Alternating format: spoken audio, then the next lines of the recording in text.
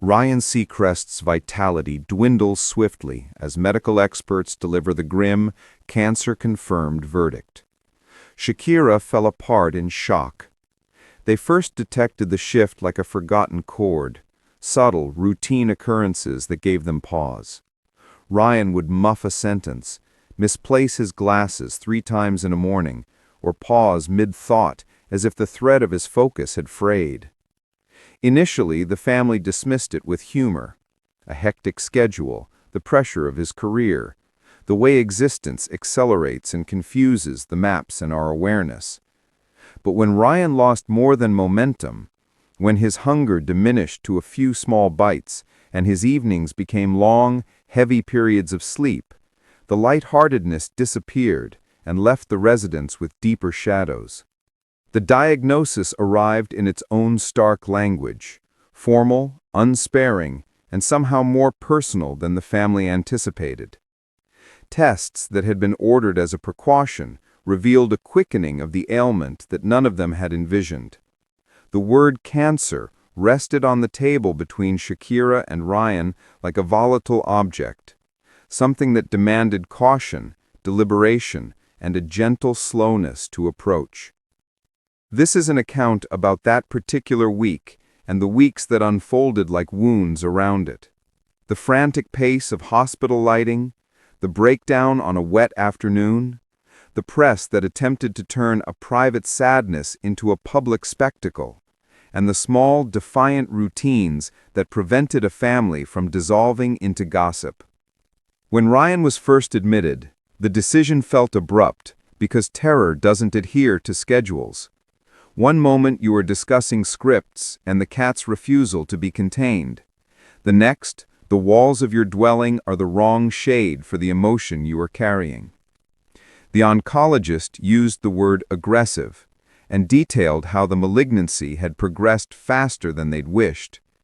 There was no theatrics in the clinic, only the measured rhythm of professionals who had mastered the delivery of bad news without allowing it to morph into false hope. Ryan, despite his boldness and the practiced ease he exhibited on screen, was vulnerable in a way the camera had never asked him to be. He received the information with the kind of grounded calm that could be either disbelief or a rare composure. "Understood," he replied, which was not an insignificant utterance. Shakira watched him with the silent dread of someone who cherishes another and comprehends the fragility of those everyday foundations. The family mobilized with the awkward efficiency of those who love fiercely. The children, Sasha, Milan, and Tristan, restructured their lives with a self-control that made Shakira both profoundly proud and secretly terrified. We contacted contacts to assist with the house. Milan negotiated time between obligations to wait in lounges and study. Tristan compiled comprehensive lists of questions for the doctors and pressed them into his mother's hand like charms.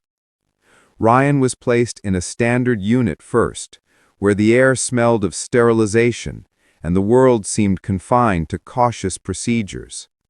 The physicians reviewed options: chemotherapy, targeted treatments, palliative considerations. They discussed probable outcomes and methods that might slow the illness. No one offered assurances. The treatment plan was a diagram of probabilities, and the shape of the future remained unsettled. Shakira navigated the hospital like someone mastering a new skill. She posed questions with the persistence of a person following instructions. She memorized the faces of the nursing staff and the schedule of shift changes. She took meticulous notes. She learned the names of the equipment and the basic meanings of laboratory figures. The world had become a language quiz. She could not fail. The media descended like a storm surge. Photographers positioned themselves at the hospital entrance. Pundits dissected statements into prognosis. Online feeds filled with concern and judgment. Shakira found herself existing in 2 spaces simultaneously: the actual room where Ryan rested, and a virtual chamber constructed of screens and headlines. The image that captured Shakira leaving the facility, head lowered and tears blurring her vision, would be circulated everywhere. It became a symbol for sorrow and sparked 1,000 versions of guesswork.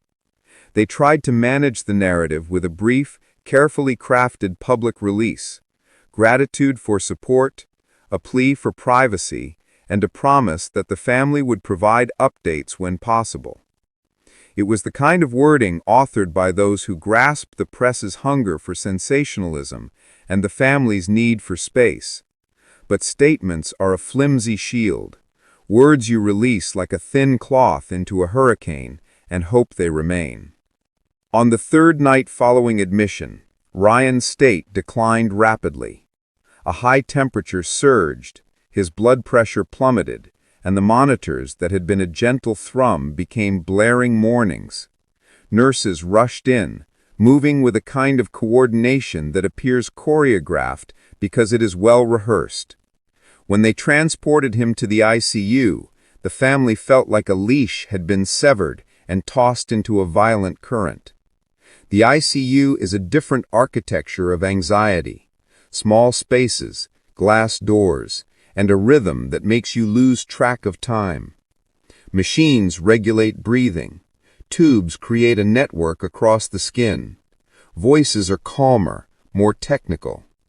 The doctors explained that the initial diagnosis had been complicated by a secondary infection and organ stress, the kind of domino effect that can surprise even those who have studied its intricacies. They assured the family that every necessary measure was being taken, that aggressive care could stabilize him. But once again, there were no assurances. Shakira's world constricted. She moved in a tight circle around the ICU bed, the glow of monitors forming halos, and the smell of disinfectant a fixture.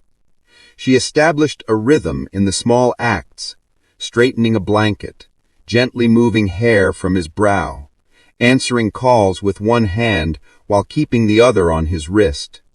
The children watched their mother and father like 2 points on a compass, attempting to find their orientation.